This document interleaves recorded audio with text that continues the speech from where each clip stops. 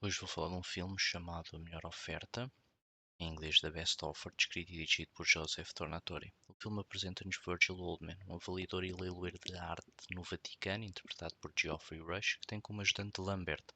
Passamos para uma cena onde o Virgil atende uma chamada muito irritado e fazendo-se passar pelo assistente, e do outro lado do telefone está Claire Ibbotson, interpretada por Sylvia Hawkes, uma senhora que herdou uma propriedade e quer criar um catálogo para saber quanto dinheiro pode ganhar em leilão.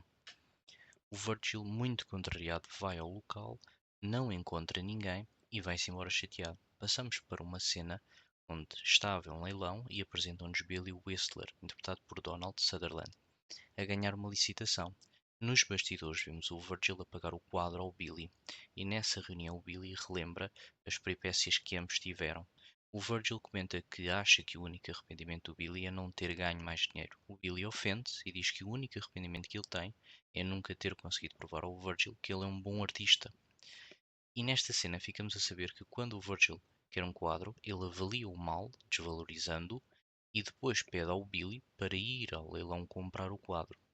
Quando comprado o quadro, o Virgil coloca-o numa sala secreta. Entretanto, passamos por uma cena onde a Claire está a insistir tanto que o consegue convencer a ir ao local, mas desta vez ele é recebido pelo caseiro.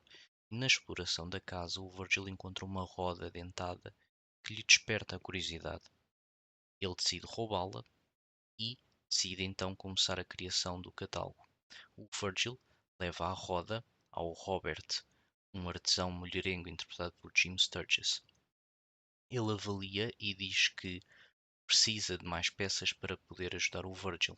E o Virgil comenta que o que chama a atenção naquela peça é o facto da roda estar suja em cima e limpa em baixo.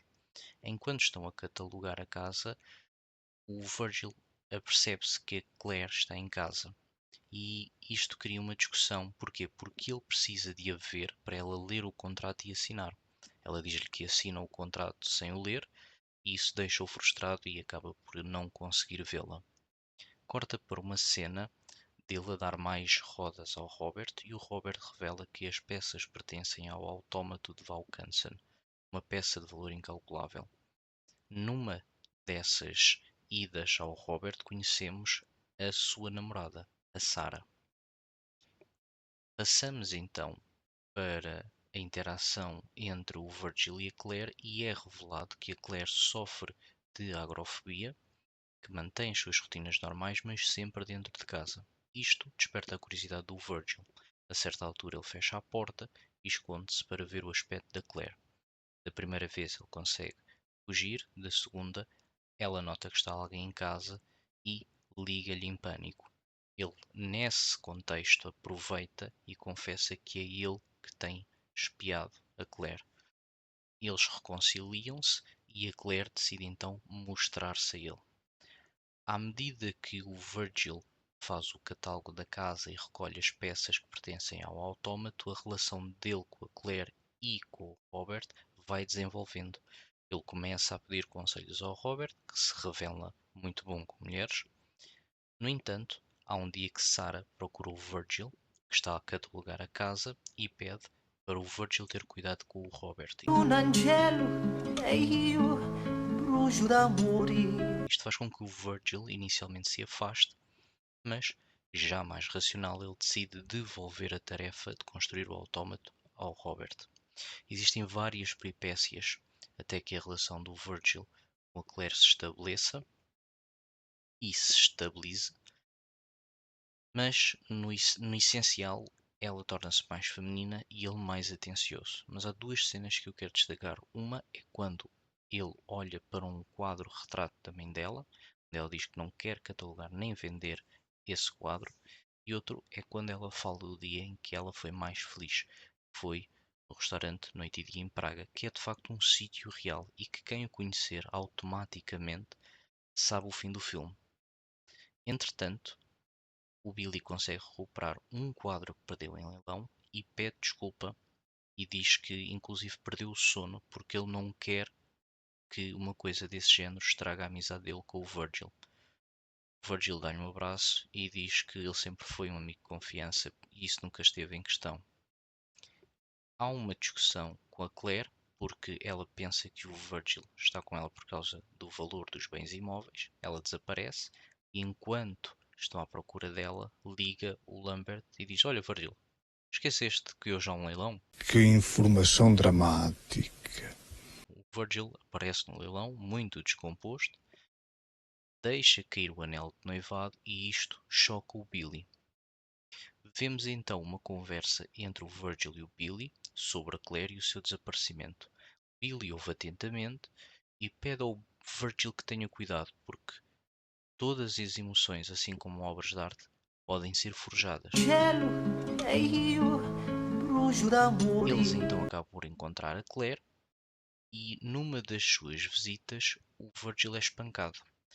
Isto faz com que a Claire force e vença o seu medo de sair à rua para o ajudar. Ela consegue sair, ligar a ambulância, o Virgil é hospitalizado, é dado alta e após este episódio ele decide oficializar a relação. Num dos dias ele mostra a sala secreta à Claire. Há um salto no tempo e vemos o Virgil num jantar a dizer à Sarah, à Claire e ao Robert que vai presidir o seu último leilão e depois vai retirar-se. Nesse mesmo jantar, ele apresenta o catálogo à Claire.